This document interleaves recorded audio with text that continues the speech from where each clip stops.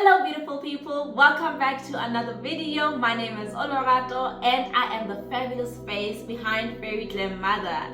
Today we're discussing a great topic and very famous step in your skincare routine, which is toners. Make sure that you stay tuned, grab your popcorn and let's indulge on this yummy topic.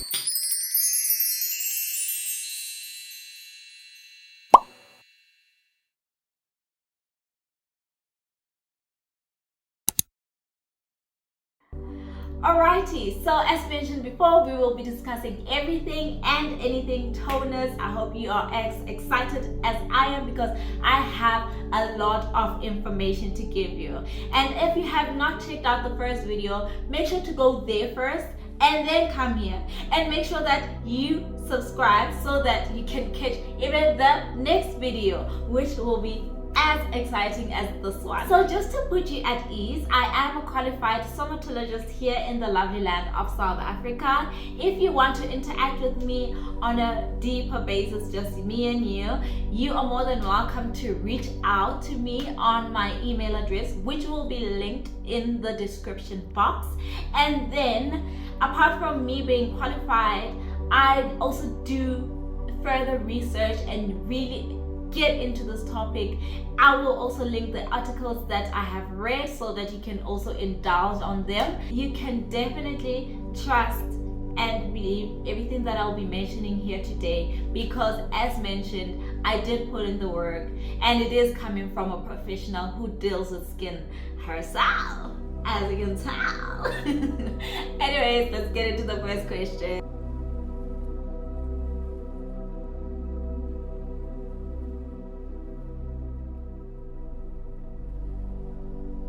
A toner is the second step in your skincare routine. It is a fluid substance which has ingredients such as your antioxidants, glycerin, and acid, which the skin obviously adores.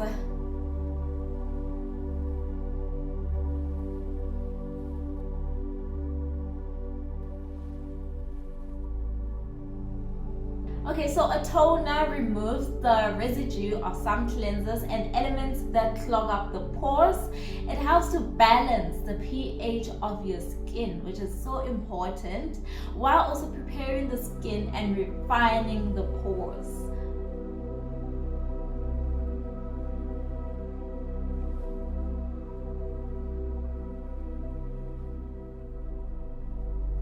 A toner and a cleanser are like a finger and the nail, right? Meaning that every time you use your cleanser, you must follow up with the toner.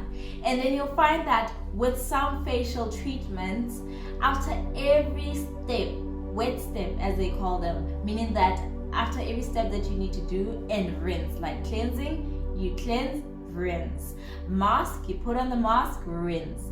Exfoliator, you exfoliate and rinse. Then after every rinse, you'll follow up with a toner. This does make sense because remember the pH of water is a 7, which is neutral. So in order to rebalance the skin, you would then follow up with a toner to take it back to where it needs to be. So let's say that you're doing your extensive skincare routine, follow up with that toner more than twice, but on a daily basis, that's going to be twice.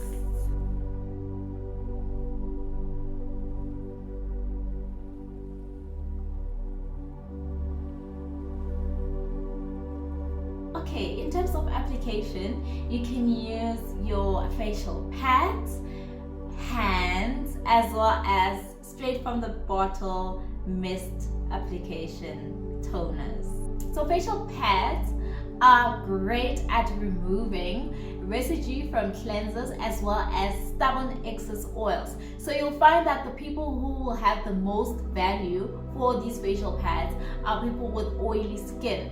They're good at removing that residue. However, environmentally, they're not really the friendliest. Like, just think about it. Most of these facial pads are non-reusable, right? And if you are to get those ones that are reusable, how hygienic are they, really, right? And then this means that by a week's time, you would have used up to 28 facial pads, meaning that in a year, it can round up to a whole 344 facial pads that you have disposed of. Not really great. No. And with facial pads, you need to wet it with water first. Take out the excess water, make sure that it's nice and damp, and then you can go in with the toner. And you can't necessarily even tell how much toner you're supposed to pour in. If you don't wet it, this means this facial pad will suck up your toner. You will be left with minimal to apply on your skin, and it will have all the good benefits on the pad that you're going to even dispose of. Like, make it make sense. Then you have your hands, right? So at least this is a one-step thing. You pour the toner, you put it on your lovely skin in tapping motion. So this is going to help with the penetration of the toner into the skin because of your body heat and that tapping mechanism. Lastly, my ultimate favorite, the spray on or mist application. This one is goated, if I do say so myself. Reason being, one, you're not wasting any product, so you're not spraying on more than you need to. You're spraying just enough to cover your face, right? And then you're getting the active ingredients from the bottle itself directly onto your skin. That means they go where they need to. They don't need to land there first or here first. They go where they are needed. And you can always follow up with your hands afterwards to get that tapping motion, tapping mechanism in, just so that that toner is penetrated much more deeper into your skin, because it can land and make just beetles on the hair most of the time. So sometimes it is important to just follow up with that tapping motion.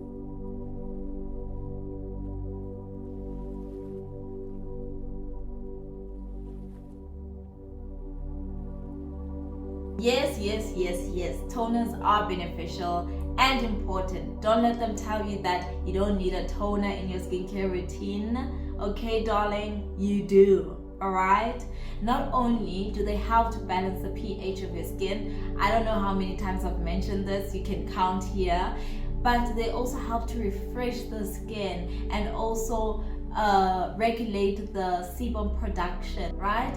They also help with the hydration of the skin and the radiance of the skin, and some toners are even oxygenating depending on the ingredients added. And last but not least, they are full of antioxidants which will help to fight off those free radicals that you find from the sun.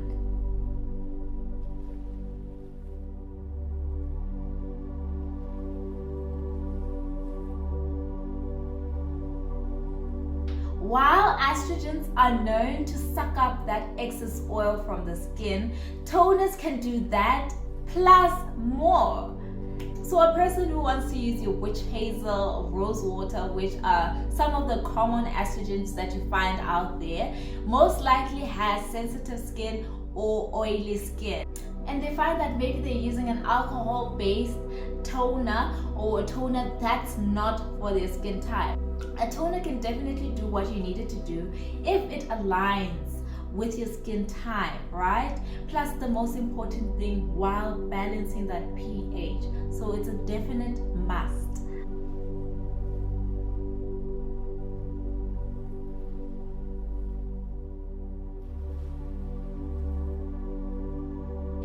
There's usually two types of toners, which is the balancing one, great for combination or oily skin, and then you'll have your hydrating one, which is obviously perfect for dry or dehydrated skin. But we've added the third one into the mix, which is like a calming one, which is more suitable for your sensitive skin. So the toners that have your alcohol, such as your isopropanol, acetone, or ethanol, these are harsh for the skin, and not only do they remove or suck up the excess oil, but they also take the oil, the natural oil that is meant to protect and moisturize the skin. So obviously you don't want that. And you'll find that they also have a tingling sensation, which can be irritating to some people or make the skin feel uncomfortable. So just make sure to not go for those ones. Unfortunately, we've reached the end of this video. I hope that you learned a lot and that you will be implementing and applying what we spoke about today. If you enjoyed and learned a thing or two, make sure to give it a thumbs up, a lovely like, and make sure to share with a friend of a friend, the ones who you know they are die-hard skincare fans, or the ones who you know they want to embark on this beautiful skincare journey, right? And then please make sure to subscribe so that you can continue following up with this lovely series, and switch on that notification bell so that you are alerted the next time I drop a video. And without further ado, toodaloo!